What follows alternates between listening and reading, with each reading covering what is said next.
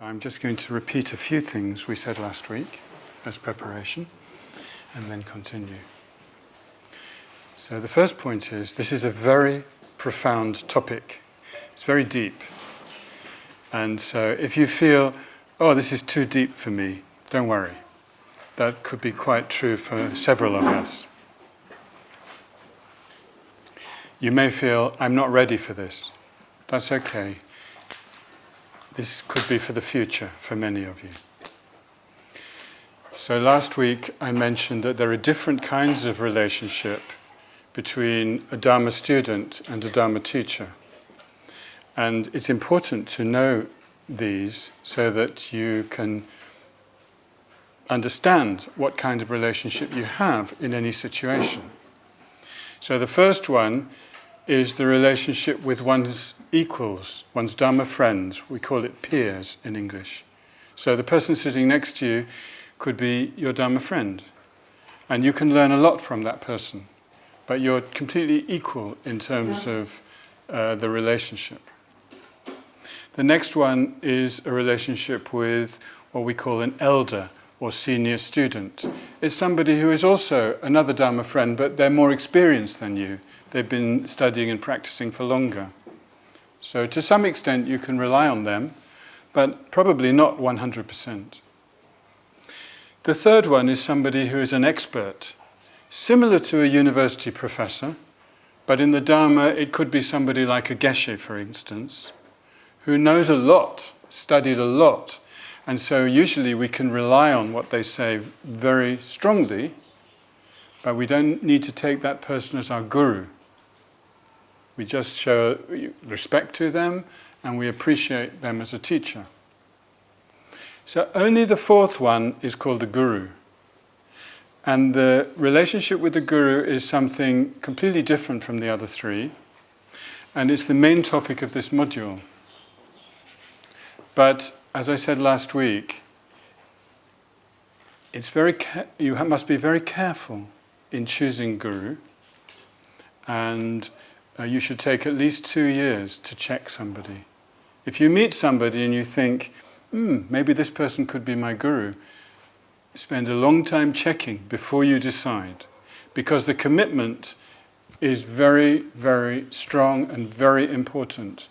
And if you make a mistake with that, the consequences are very serious, which is what I'm going to talk about in a minute. So what I wanted to just say is that I'm imagining that within this group there are different kinds of students. There are probably 1 or 2 or 3, I don't know, who already have a relationship with a guru. And who are practicing that in a way which fits with the teachings. If that is you, then you will find these teachings helpful to encourage you and to clarify some things for you in case you make any mistakes. There are probably also some who maybe have a teacher.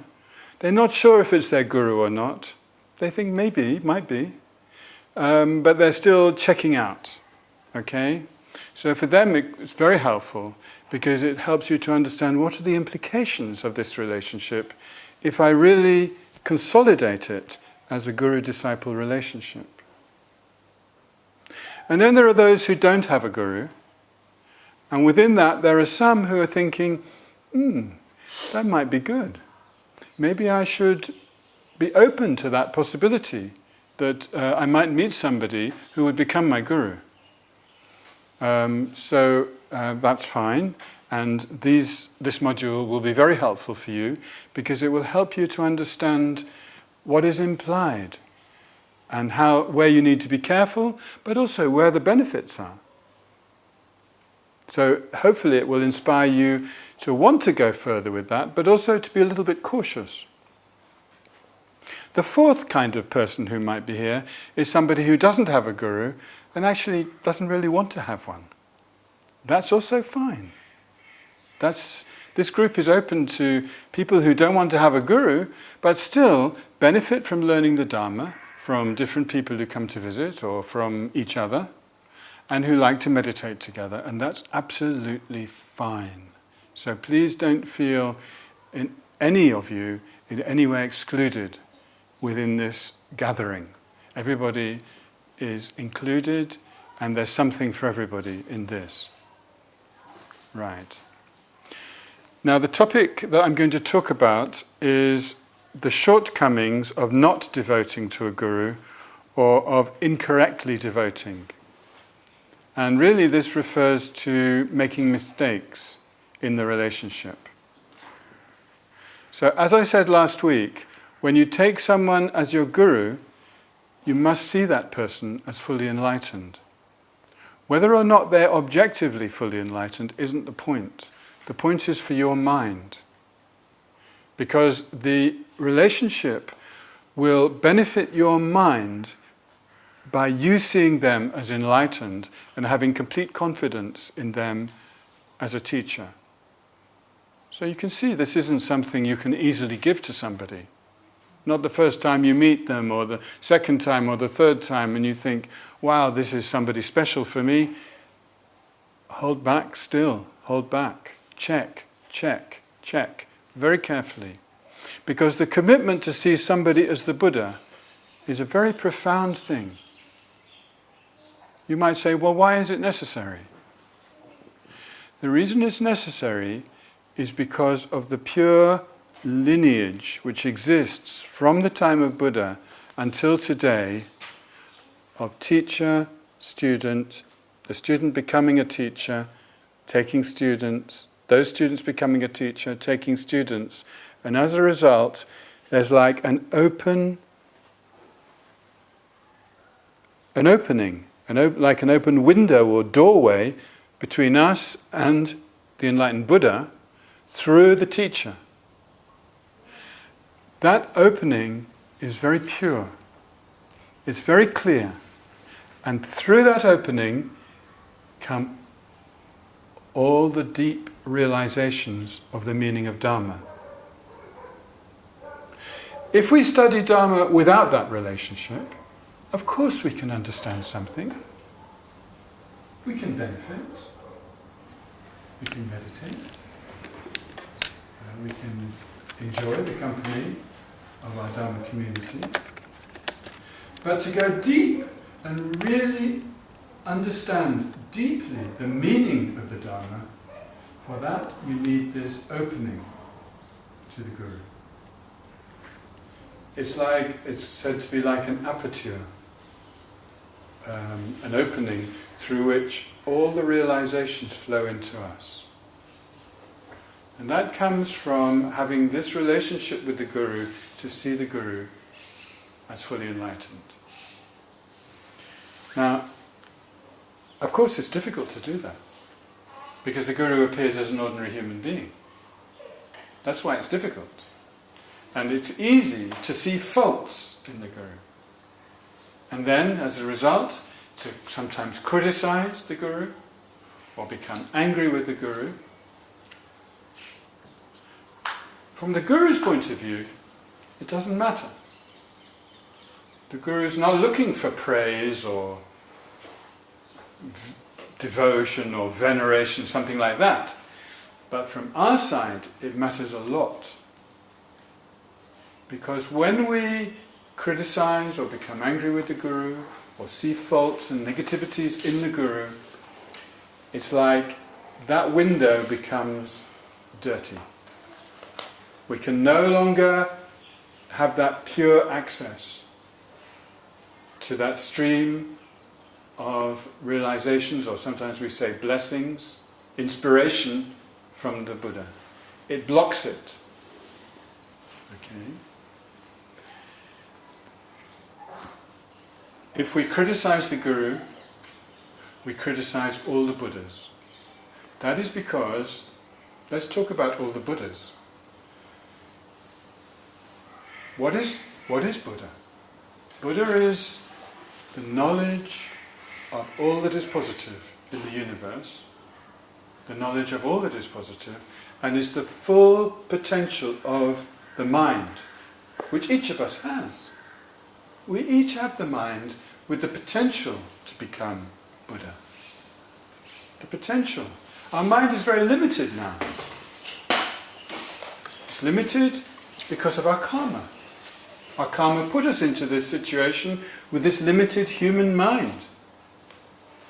But it doesn't have to be like that. If we clean it, we see further and further, deeper and deeper. And it's possible for the mind to know all there is to be known. The mind actually has no limit. So in the past, since beginningless time, many beings became Buddhas, became fully enlightened. But right now, they are appearing to us through our Guru. The Guru is the one that we have direct connection with, the one through whom all the Buddhas appear to us. And if we criticize the Guru, we're criticizing all the Buddhas.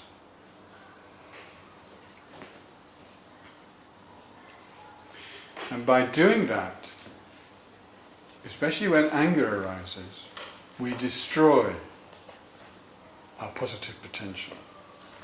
We use this word merit. Merit is the potential from positive or virtuous thoughts, actions, of speech, body, whatever. All of this creates what we call merit or positive potential. And this is destroyed by anger. Anger is like an explosion of the merit. It's like you're dropping a bomb on your merit when you become angry. And in particular, the very worst one is to become angry towards the Guru. The very, very worst. Because it's blocking you, it's destroying your potential to access the pure teachings. Then, even if we practice Tantra, which is a very powerful method, we will not achieve any realizations. Realizations simply means knowing what is true. Or in terms of bodhicitta, generating this vast mind of love and compassion to all beings. These are realizations. Or single-pointed concentration, where we can concentrate without effort for as long as we wish on one object. If we criticize the Guru, become angry with the Guru, we destroy the potential for that. It doesn't mean it can't happen in future, but it means it's stopped for a very, very, very, very long time. Not just talking about one life, we're talking about very, very, very many lives. That it's just stopped by destroying that positive potential.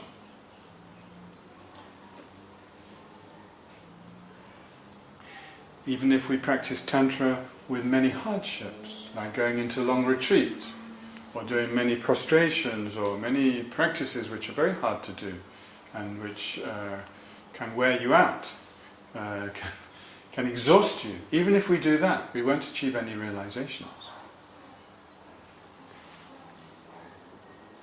In fact, all we'll achieve is great suffering. There are many stories of those who broke their positive relationship with the Guru, and then they ended up going crazy or died young. These kind of negative things befell them, that happened to them, because they broke this very deep, precious relationship.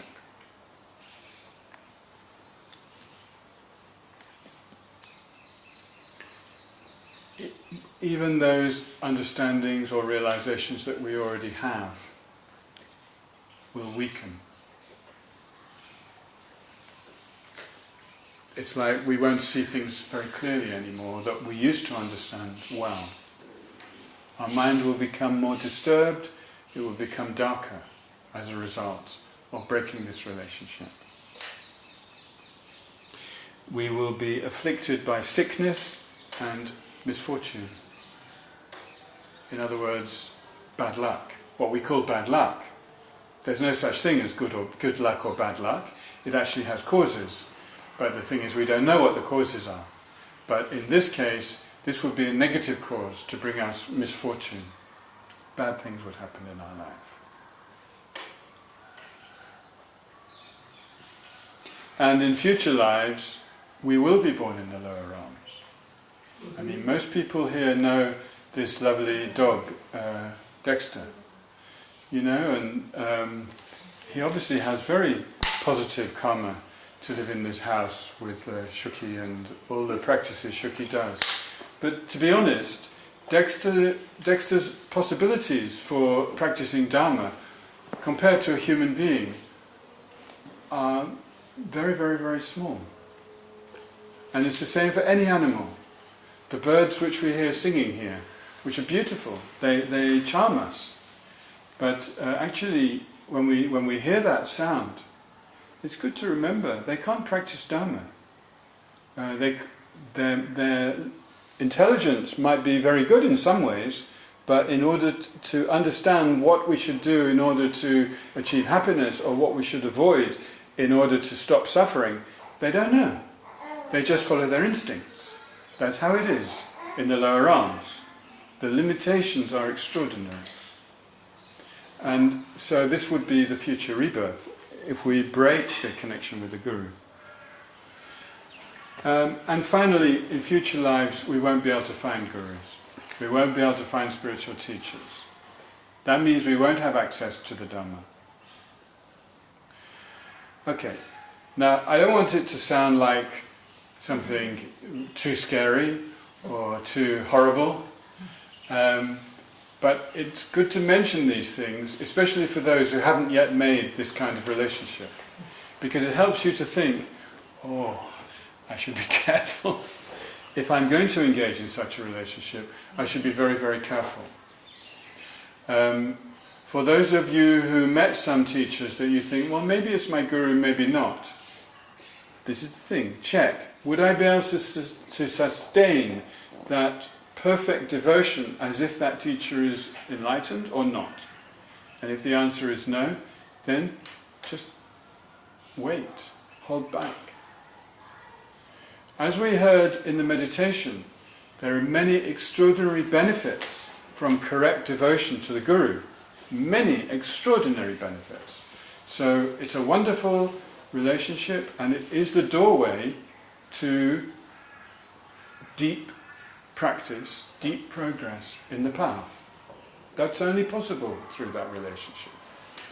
But we have to be ready to engage with that.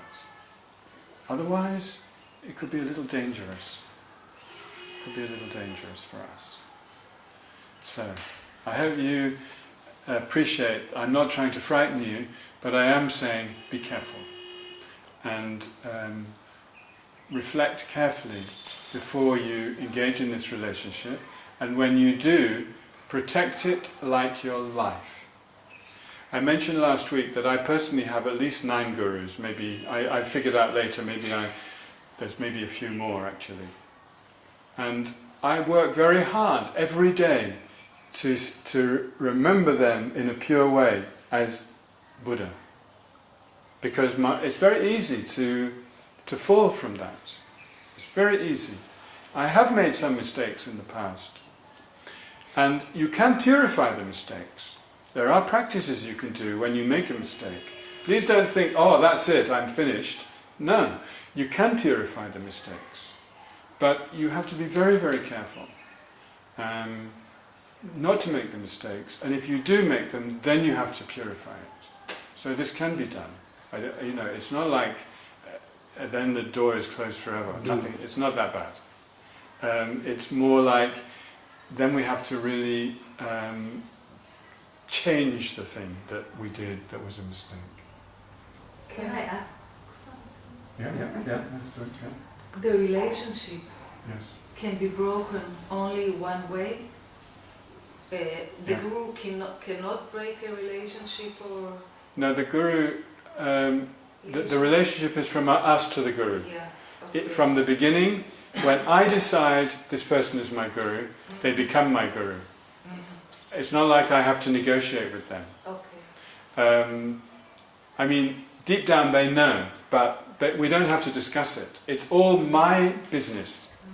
It's my responsibility, it's my choice, and so I have to really look after that.